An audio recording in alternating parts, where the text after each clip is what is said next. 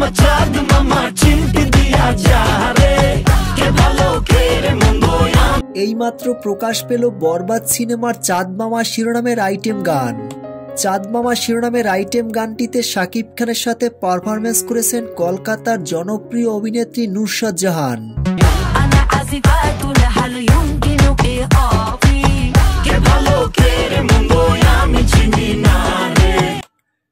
নুসরাত জাহানের অসাধারণ পারফরমেন্স দেখে মুগ্ধ হয়েছেন সকল ভক্তরা।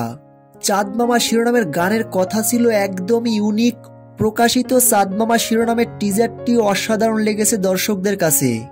ভক্তরা চাঁদ মামা শিরোনামের টিজারটি দেখে একে একে প্রশংসায় ভাসাচ্ছেন।